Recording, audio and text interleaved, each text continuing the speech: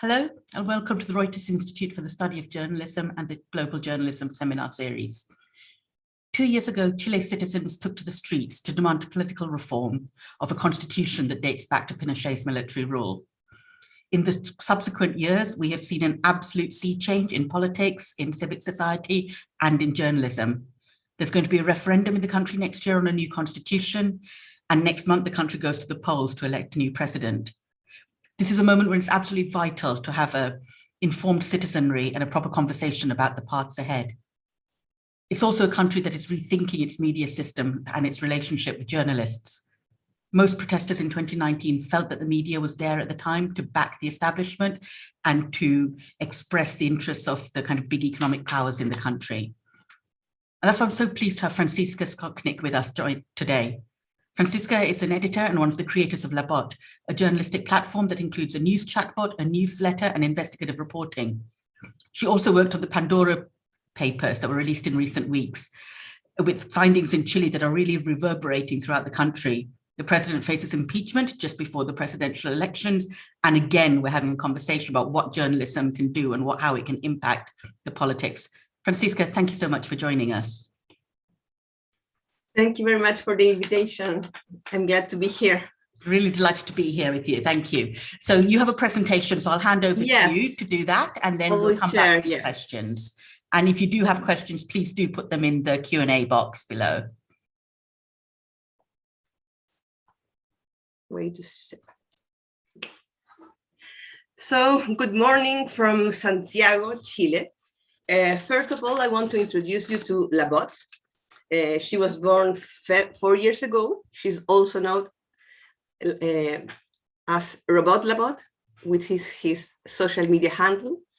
She was created by 3 female journalists, Andrea Sousa, Paula Molina, and I, that were all female journalists that had other jobs, but were worried because the Chilean press seemed not to realize that there was a digital revolution that demanded to change how we tell stories.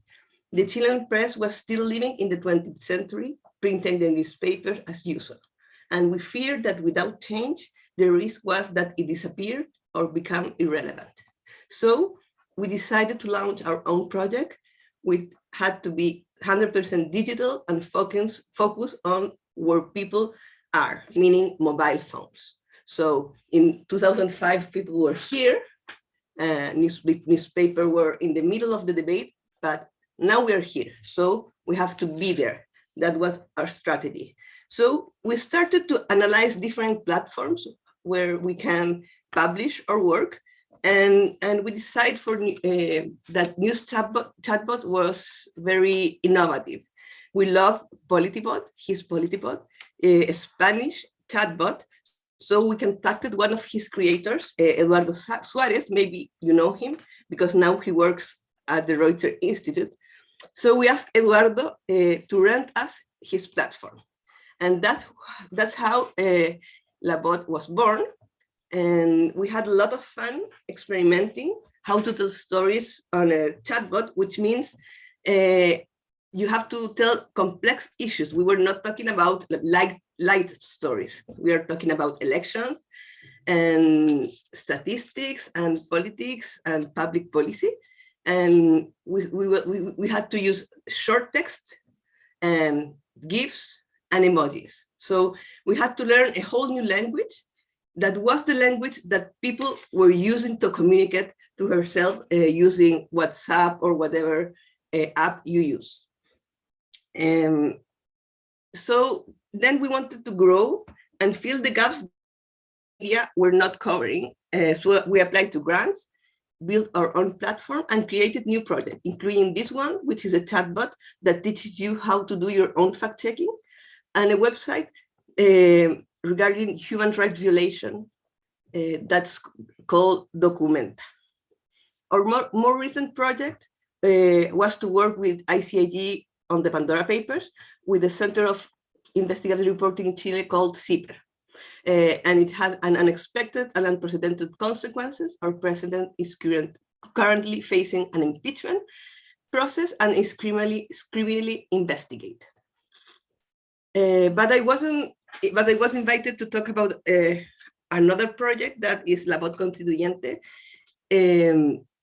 But here, this is our new hub. You can see all our work. We had different projects in different parts, so we just reunited here, and here you can look at all of them.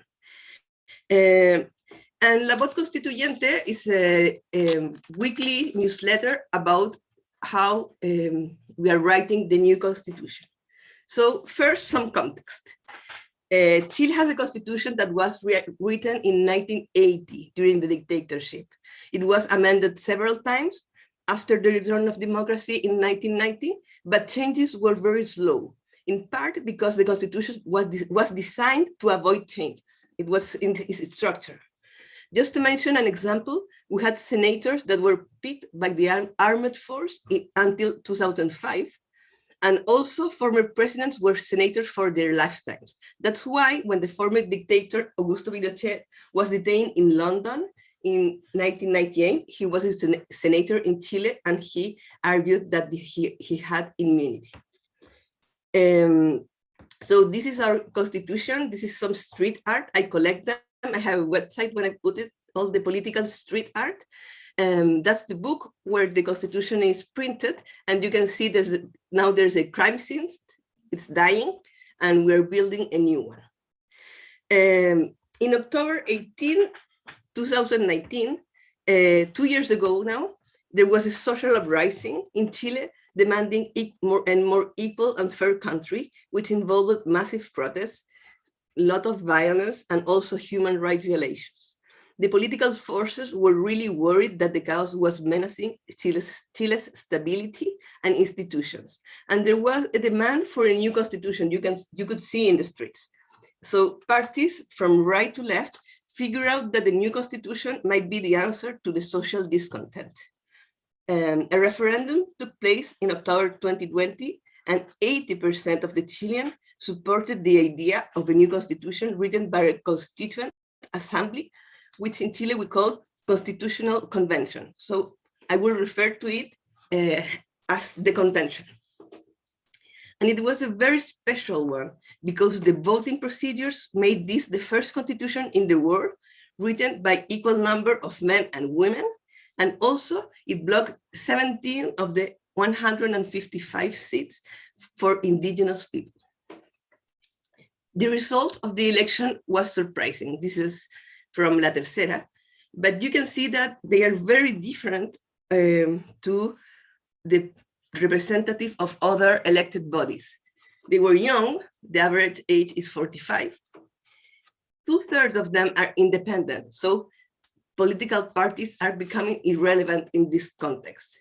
There are a lot of lawyers, but which is expectable in around constitution, but there are also a lot of school teachers, university teachers, journalists, scientists, and most of all, local activists in different areas. So this is people that come from a local perspective to this national project. And also it says that this convention looks much more like our country. We're used to elite bodies where all the representatives come from the same private school, the same elite universities. And you can see here that 1/3 of the representatives come from public school, 1/3 from charter school, and only 1/3 from elite private school. So it looks much more like us. So the convention started its work in the last 4th of July, and it was a very eventful day because there were marches around the former Congress building where the ceremony took place to accept their mandates, and the police repressed the demonstrators. So after some hours of delay and some fear that they wouldn't be able to do the ceremony, the representatives took their oaths and elected an indigenous woman as their president, which is a very symbolic choice. She's Elisa Loncón, she's Mapuche, which are the indigenous people from the south of Chile, and she's an academic. She has a PhD in linguistics, and she's an expert in the Mapuche language, which is called Mapudungun. This is a huge political event in Chile and a challenge for the press. But this is not the best moment for the press. Here's more street art from October 19. You can see that the press was an issue for the protesters. In the left, it says, turn off the phone. In the middle, you can read a mom saying to her child, don't trust the media. And in the right, you can see the logo of the main newspaper in Chile. They put a big nose like they are liars. And these are the soft ones. There were also faces of TV journalists as target, like with the target in their faces, or even hanging up, like dying. The trust in the press is very, very low. I think the distrust, there are some explanation. I will mention some of them. One explanation is that there's a huge distrust in institutions in general, including the press, which is also a good argument for a new constitution. Also, there is a lack of diversity in the mainstream media, mostly conservative and leaning right. And as the digital news report from the Reuters Institute showed in 2020, after the protest of a couple of years ago, the trust in media plunged 15 points, which is a lot. I don't know if you have seen that before. And part of the problem during the protest was the people have had this feeling. This is from Italy, which probably this is not a Chilean problem, but people had the idea that they were demonstrating hundreds of thousands, even millions of people in the streets. And if you turn on the TV, what you see was looting, violence, and they were not really trying to understand what was happening in the country. Here's the digital news report. You can see that there was the 15 points fall in the news overall. And on the other hand, the trust in news in social goes up to 34%. So this is an explosive mixture of distrust in the press and trust in social.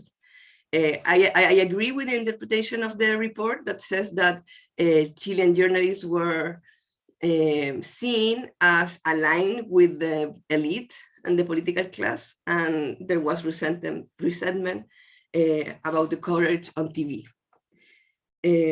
So this is the moment. Well, the next year it improved a bit, but it's still worried. So this is the background of the press when the convention took place. You have to take into account that this is a convention that represents, or at least theoretically, it represents what happened in the street. So the distrust is also in the convention. So the first thing I heard about the press during the convention was that from left-wing representatives who said that it was important to promote the presence of the press that allowed them to be elected. They were referring to independent and small outlets that covered the elections, sometimes with social media as their own platform, and not always using professional journalists. It's a kind of outlet that flourished with the social uprising and were very useful to show what was happening on the streets, and the media didn't publish. But sometimes their coverage are closer to activism than to conventional journalism. So they were very grateful for them and they went in there, but the guys that were outside the building trying to cover the convention were not them. Only the traditional media or professional media outlets can afford to have a journalist working every day there. So the tension with the media started early in the convention. You have to take into account two special characteristics of this process. the convention started without any institutional support. They had to create everything from the ground because the institution didn't exist before. So there was not communication department or even a journalist that could provide official information about the convention's work, not even to inform the work schedule. The only tool to communicate were the social media accounts of each representative. At the same time, we were in the middle of a pandemic that limited the capacity of journalists of being in the same room or even in the same building where the Constitution was being written. So the government put a tent outside the building where journalists can follow the sessions on TV.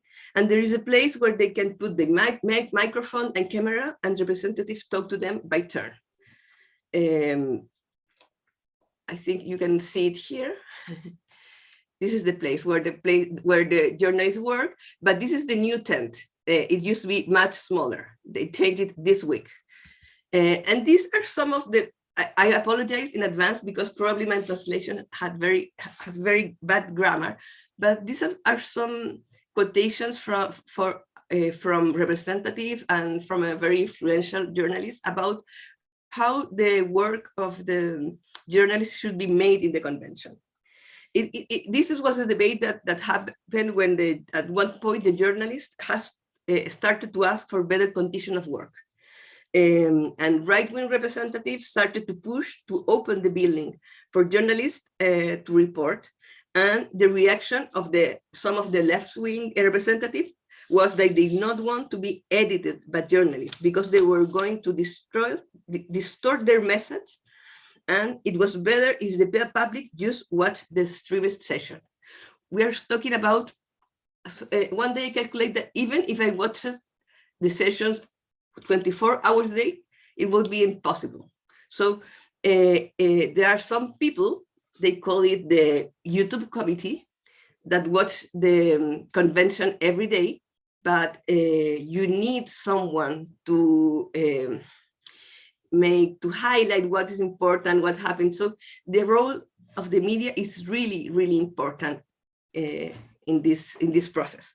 But no, the distrust was high. And even in this case, there was a journalist that was a former advisor to President Bachelet that worked in an outlet that covered the convention, who said during one of her shows that the press doesn't need to be there. If the press is an open quotation mark, when the press is there, they don't transmit the information. They start to interpret and are instruments of operations from group of interest.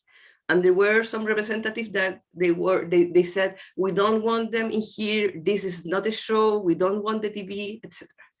And on the other hand, you can see here in the right, there's a quotation from President Elisa Loncón.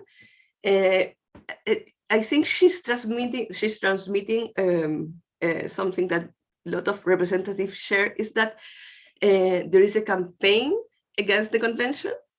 There are people that are saying lies. They say they are lazy, they don't work, they are censoring people, etc.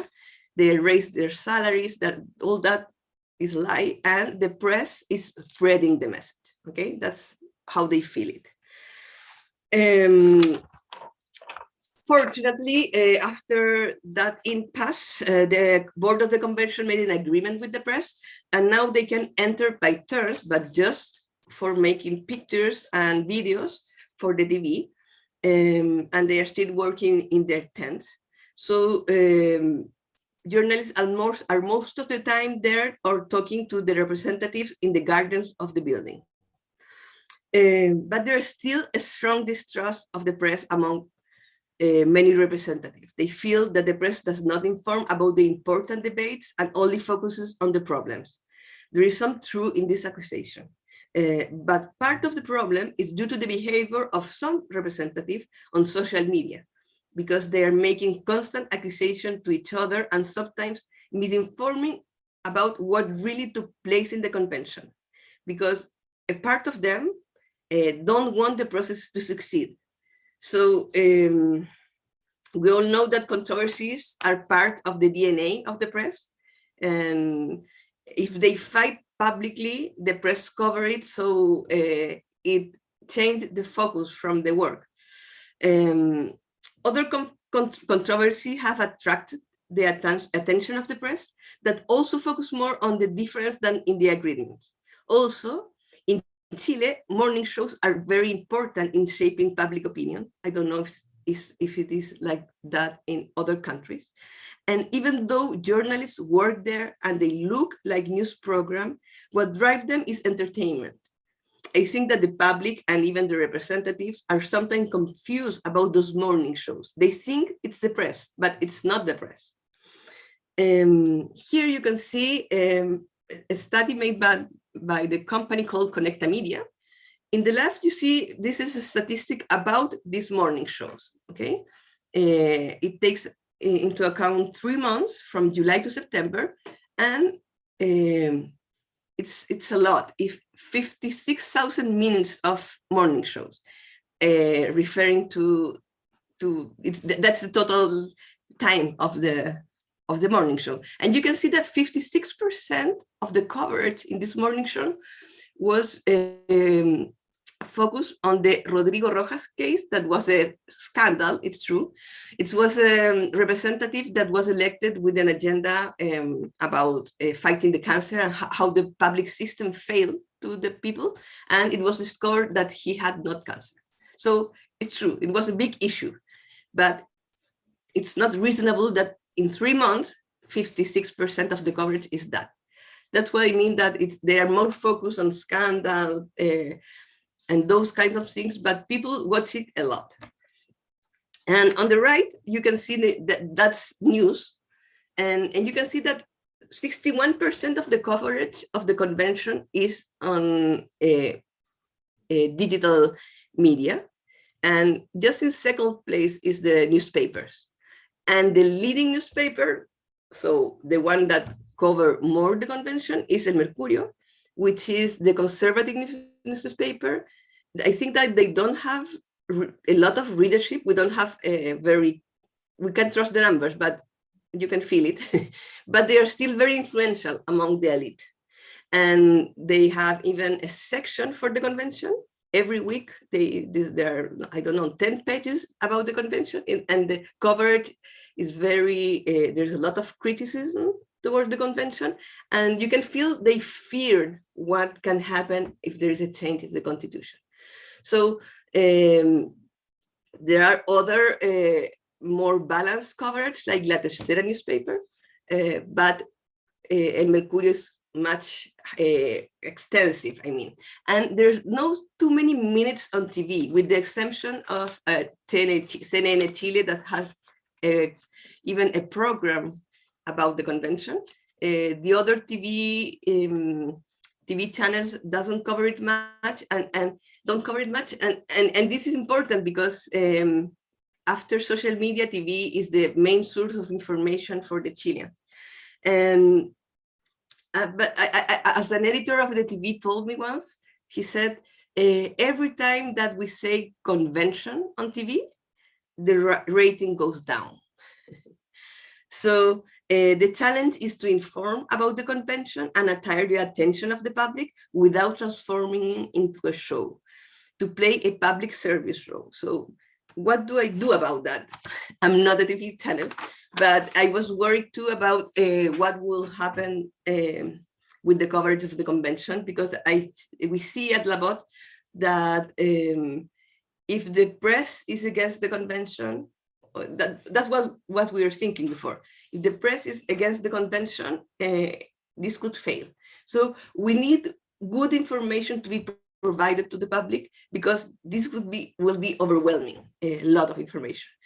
And also a newspaper can do in-depth reporting, and now every newspaper is behind a paywall. So I call them walls against the truth, because what happened with paywalls is people try to start to move to not so trustable free online media or social media. So I think it's a problem for the public debate. So we create La Voz Constituyente, which is this weekly newsletter. It's not a traditional coverage, though we already had our chatbot character, Robot Labot, and we decided that she will be the one writing the newsletter. So she uses her own language, and the newsletter opens always with a GIF that aims to show the status of the convention or the feeling we had about the convention that week. And the text mimics the dialogue, like with the chat, to explain the most important issues of the week. So it's a Q&A format that allows us to explain in the easily possible way what is going on, what are the consequences of what is happening, and what can we expect from the near future. We also use emojis to make it funnier, and some joke to add a bit of humor to a very dense topic. Each week, we add a visualization or a Twitter thread. Sometimes we publish short interview with the representatives, and we share recommendation of news articles or podcasts about the convention. I have to be honest, I don't go much to the convention. I'm a true believer in true letter reporting, but in this case, I've learned that to follow in detail what is happening in the debate of the convention, I need to be alone, watching the streaming of the session. Sometimes there are 7 or 10 committee sessions at the same time in different streaming channels. So I need to pick the most important, which is always a risk, or have 2 and even 3 screens at the same time. I also have sources to call or to chat every day about what is happening, and they give me details of what you can see. You can't be inside anyway, so that doesn't make much sense. Interpretations, explanations. So one difference is that I rarely quote them because it doesn't fit well with the format. It needs to be the authoritative voice of Labot telling you what is happening. But they help me to understand and to give context and some background that is not always in the news. Of course, we are not the only ones realizing how important convention is. There are other 2 digital outlets focused on the convention. One of them follow minute to minute in social media and publish daily reports. And the other one does fact checking and publish web stories. In our case, we think that the amount of things happening around the convention is overwhelming and hard to understand. So our focus is to pick the most important and explain it in simple to our readers. So far, it works. We don't expect to be massive, but to reach people that are really interested in the process and need someone to tell them what's important. After 3 months, we have more than 6,000 subscribers with an open rate around 50%, which I've heard that is a lot. We also have an agreement with CIPER, a very respected Center for Investigative Reporting, that has thousands of readers and more than 1 million followers on Twitter. So they republish our work every week and amplify our reach. We have a great feedback from our readers who seem to respect and value our work. They share it on social media. So our readership is much higher than our subscriber because they just read it even without having a subscription. And we have even heard of people printing and collecting our newsletters as a record of the constitutional work. Here are some of what people say about us on Twitter. The first one on the left is the correspondent from the Guardian newspaper. And it's the only one in English, but I think it's a well, when something happened in the convention, people say, oh, I want to expect this Friday to read how Labot is going to tell me what happened. So it's been a very interesting experience. We are still starting. Actually, the real constitutional work started on Monday. And we have 9 months ahead. So it's a big challenge for us.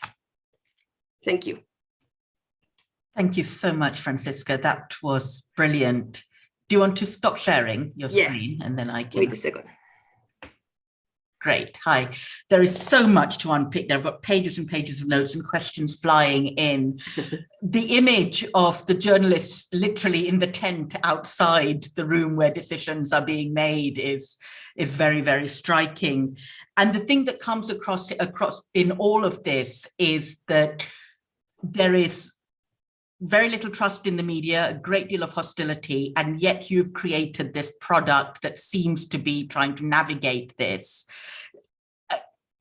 Do you feel that your presence and in the media ecosystem in Chile is changing people's levels of trust in the media as a whole, or is it very much an engagement between you and your readers? Yeah, it's an engagement with our readers, and also there is a phenomenon, I don't know if it happened in other countries regarding the distrust on the press, but when one outlet publishes something that are not in other outlets, I mean independent outlets, the feeling of the people is that the media is not covering this, but this is also a media outlet. It's part of the ecosystem, but somehow people make it, they share on social media things that are in the media, and they are accusing that they are not covering. That's universal. The BBC gets shared saying, why is the BBC not reporting this, while people link to a BBC story on it? Yeah, and I think that what should happen in the, I hope, short term is that the public start to understand that all these small outlets are also part of the media ecosystem. So I understand that I wish too that the TV and the mainstream media had a more wide coverage of things, but I don't know if this is going to happen. So in the meantime, we have digital media, and we have to work to spread it more. But we are part of the ecosystem. I'm going to go straight to some of the questions from our journalist fellows, because they're all very inspired by your work and the work Eduardo Soares, our head of comms, has done with Politbot in Spain. From Claudia in Guatemala, who's saying, we do need more tech approaches like Labot. And what advice would you give to any journalists across Latin America on how to disrupt the traditional mindset of media outlets and journalists? I think we have to assume that we are not going to make a career in legacy media as it was done 10, 20 years ago. Okay, so this scenario demands for us to innovate and to try new things, because if journalists don't do anything to change the ecosystem, it will not change, because companies, they don't have the, at least in Latin America, they don't have the motivation to do it, because they have the support of the elite, and the elite has the money. So we have to, doing digital journalism is not expensive. It's not like 20 years ago, if you wanted to have a newspaper, a TV channel, it was impossible. You needed to be a company. Now you don't need to be a company. We're a foundation, non-for-profit. Our costs are really low. We don't have offices. So our main asset is our work. And that's true for journalism in general.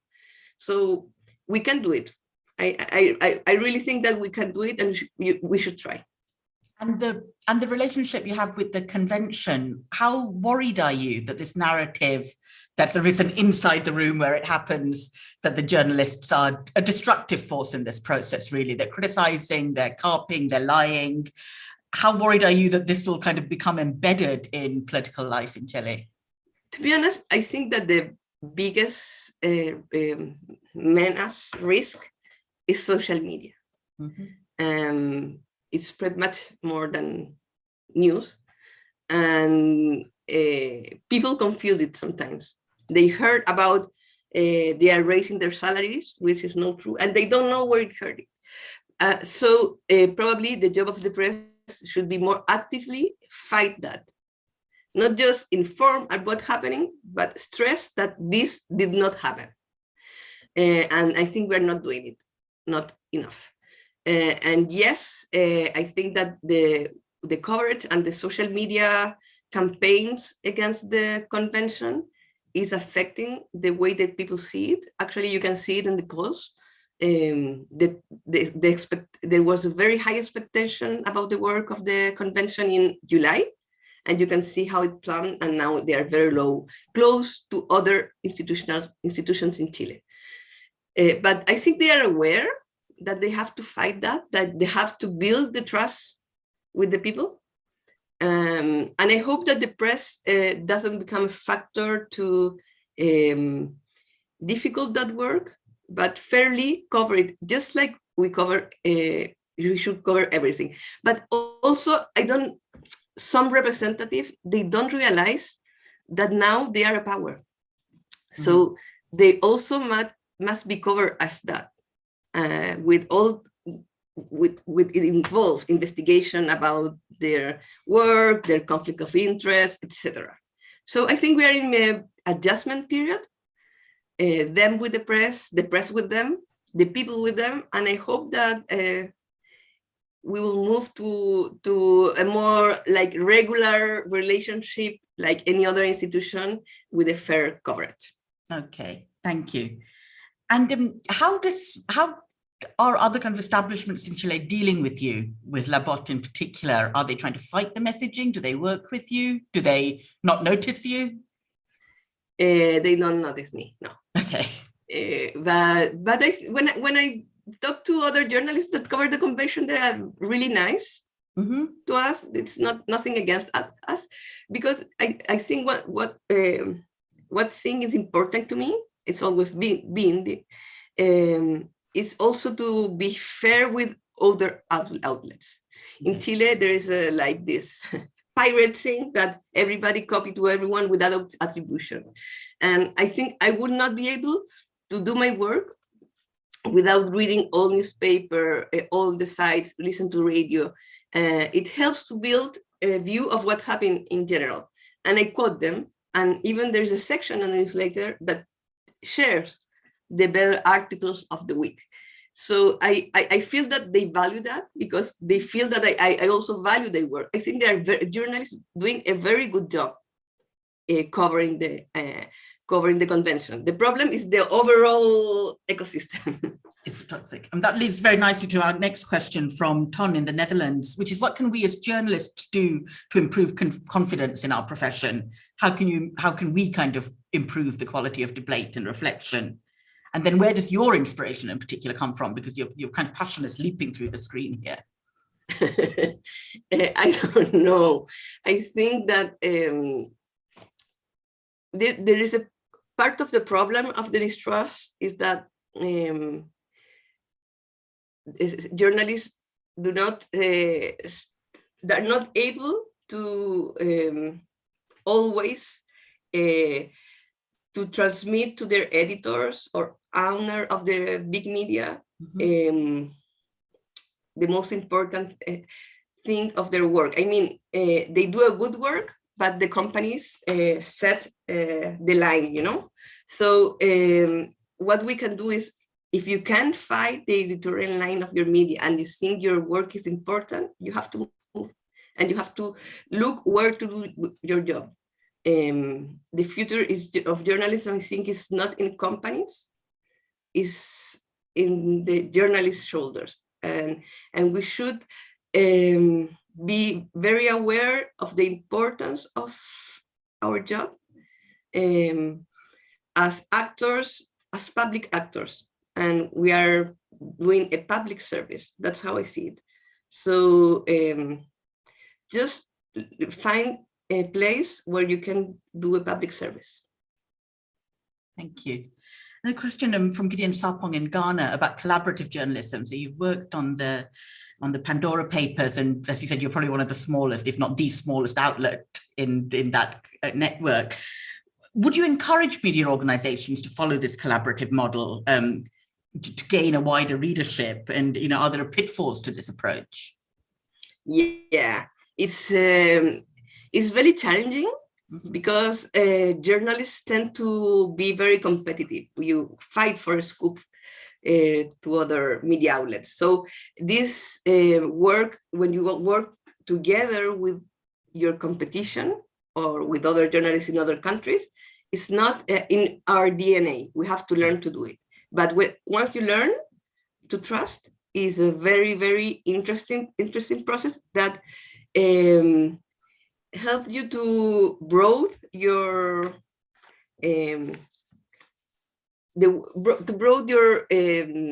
how to say it. It's like you're bigger, you know. We are a small outlet, but when we work together with other journalists, we are like a big outlet with correspondents around the world, and they feed you with information, they help you with information. In Latin America, for example, we have a chat group, and we're launching the Pandora paper, and one was offering to translate a story, to make graphs, so it's very, very, it's like your newsroom, it's bigger. Okay. So it's great. It's really, really impressive. And also, yes, if there was just Labot, a small outlet publishing this, our impact would be much smaller. But also we worked with CIPER in Chile, which is a Center for Investigative Reporting that is very, very well respected. So I worked there. I was part of the foundation of that center. So that gave us much more coverage, but also being part of the Pandora Papers protect us for something that happened very, very often with politicians, is that they say, they have always the temptation to say, this is a campaign against me. They choose the worst moment to publish this because they want to make me lose, you know? And here they can't say that. It's the ICAJ who choose the date of publication. These are the documents. They were available for everyone. We published lots of articles, and you were in the middle. So it's not personal. It's just news. Do you think the readers understand that point? Do you think the readers in Chile get that? I don't know if the readers understand. I think yes. Actually, there was even a comic about that. There was the spokesperson of the in the comic. There was a spokesperson of the government saying this is a campaign against us, and there was a journalist asking, "Do you think that 600 people in the world they coordinate this to hurt your president?" And the spokesperson was like this. I don't know if the people understand it, but I at least the government must restrain to do accusations against us about the intentions. You know? Thank you. And a question from Alex Murray about Labot in particular, because it's a very interactive model. It's built on interactions. Yeah. How many of you are there doing these interactions with the audience, and how much work did you have to do to ensure that it met the kind of audience expectations? You know, was it something you set up at the beginning that, you know, we will have this many posts on Twitter and this is how much time we spend interacting, or is it something that's evolving? It's evolving. We didn't have much expectations. We started thinking and experimenting, but when we launched, it was in the middle of a Congress electoral campaign, and very quickly we became part of the conversation, and we're experimenting, but we are experienced journalists, you know. So I don't want to sound, but in some way this is easy for us. We know how to do our job. It's just a new platform, so it wasn't so hard for us to figure out what wasn't covered for the mainstream media, and to so our stories were repeated by other media, and our work was amplified. Even though we think that in that moment our work was much bigger than we thought, we're still, I think, at our peak, the chatbot had 10,000 followers, which is not too much, but that's why we started a new platform that allows us to publish on the web, the stories and the chatbot, because we realized that if people need an app, like Telegram or Facebook Messenger, if they need an app to access to us, there is a barrier. And at some time, they stop reading. So we create this platform that allows us to publish on the web.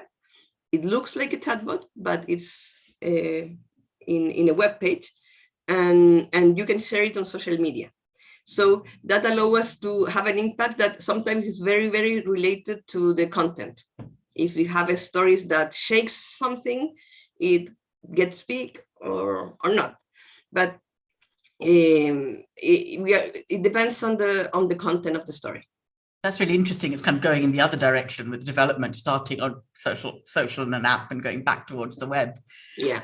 I have a question here from Marcos Otis from Ojo del Medio, just the kind of Chilean, I think, saying congratulations on the great work. And he'd like to know your opinion on the coverage done by legacy media. What's your opinion, for example, on what El Mercurio newspaper is doing every Friday?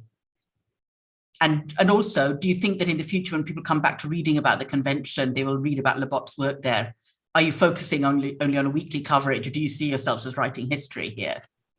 About the Mercurio, I think I already said it. I think that you can smell the fear of the elites about the convention work, and that's worry. I'm a bit worried about that, how they can transmit that fear, because even though the readership is not so high, they are able to influence the public debate anyway. I think they managed to have a weekly interview to someone criticizing the convention. They even publish communists in their pages, just if they want to criticize the convention. And I think and when they do some more neutral coverage, it's very light, like how I don't know, it's not about the more important things that are discussing there. I don't see, I don't know about Labotte. A lot of people have told me to have diary to write about this happened, because this is history, and probably I should write something in the future more than a newsletter. But I'm too absorbed in the daily work. During the last few months, I've been working on the weekly newsletter at the same time Pandora Papers. So it's like I can think about anything else. But I hope that now that Pandora Papers are done, I can be more focused on the big picture, just not looking at each week. I really hope so, because I think you've talked in your presentation and also about in the work Labotte does about diversity, and the convention is truly representative of the country. The media is not, but your view on this would really be valuable. I do hope that you take some time to look at the big picture. Thank you. Another question from Alfred Hermida, who's an academic who's with us at the moment as a visiting fellow. But how do you feel that the chatty tone of Labotte affects readers' interest and the trust in news? Do you think it draws them in more? Does it make them feel that they trust you more? And why? Yeah. Unpick that. Yeah, the original idea, and I think that Eduardo was the one that discovered this first, Eduardo and Maria and their team, is that if you mimic a chatbot, you're mimicking the way we communicate now. And sometimes it's the opposite of the spread of disinformation. If your uncle sends you a message saying that the world is ending tomorrow, you tend to believe it because it's your uncle and you trust him. Okay, so we're mimicking that trust. Someone is chatting you directly to you, and you become closer to it. One of the things that surprised us most when we started was the emotional connection of the people. You can look at the social media, because of the beginning with the platform, we couldn't read the answers, but people were sharing on Twitter, and they were like, oh, I'm waking up and having my coffee while I'm reading Labotte, The Best Companion, or they share, I'm in love with Labotte, I want to marry her. And it was so emotional you know, and we're talking about really hard news. So we realized that the character has power and people love her. So what we're trying to do on the newsletter is to transform this into just a written text, you know. There is a newsletter, a Peruvian newsletter that is, I can't remember the name. It's called Cuadernos, I don't remember. It's a daily newsletter about, I don't know, news in general. And it's also Q&A, which made it much easier to read. It's not just plain text, but the Q&A format, and somehow they place themselves in a very common sense position. What question is in the people's mind? So what we do, it's a bit like that, but we add the character and we add the fun. And we made joke about a serious topic without being disrespectful. And I think that make it funnier. People want to read to the end to see if there's something more interesting. It's not like when you read the lead and you go to the next, because this is the structure is not like a pyramid in the opposite side. I'm telling you a story. Okay, thank you. And we've got a few more questions. I'm going to keep the hardest question to last, which is to talk about money. You had the wonderful slide about walls against truth, and you're absolutely right that the paywalls keep good information behind walls while misinformation spreads. But what is the solution? You're a not-for-profit foundation media, but what do you think is really the solution for kind of sustainability and financial viability in the media? Probably a mix of things. We are currently funded by grants, and we have a grant from the Open Society Foundation to cover the convention, all that happens around. But we know that the problem with grants is that they end. So it's not long-term sustainability. We recently launched 2 weeks ago the possibility of people to donate one time or like a subscription without a paywall. I mean, more like a membership. And we haven't done campaign, but after Pandora Papers, we started to receive a lot of subscription, like with small amount of money. I'm talking about $10, $5. But we know that can work if you have a strategy, if you have professional strategy, how to manage a membership program. For us, it's difficult because we are too small and we devote all our time to journalism. So we really can spend time on that. Actually, the same week we launched Pandora Papers, we have an offer of a telecom company. Yep. Because one of our ideas, also copied from Eduardo, was to be a service provider to sell the platform, to rent the platform. We have a much better platform than Politbot has, more friendly and easy to replicate.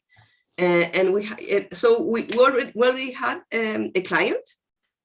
So we made a chatbot for another NGO, and we had the offer to make 10 chatbots for a telecom company. We hadn't the time to do it because we were in the middle of Pandora. So I want to say what I know we should do, but I know we won't do, is to have someone that devote its time or her time only to think about money.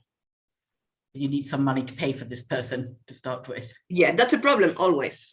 Yeah. But someone who deals with memberships, because people need to have a feedback. I know that I have to write to all those people who are our new subscriber, and I haven't had time. Thank you. This is really interesting. So we're just looking at things we can do to support newsrooms as well. And this is really worth making a note of. One final question from Monica Cola, one of our journalist fellows also from Mexico. And you talked about diversity and the lack of diversity in Chilean media.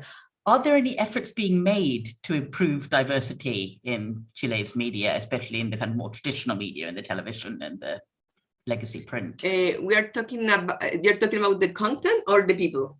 The people. There's not so, I mean, the problem is more about the content than the people in the media. Okay. There's a problem of gender inequality in the media. Leaderships are in most of the places are led by men. I think that's the most important diversity problem in media. But I think it's mostly editorial diversity.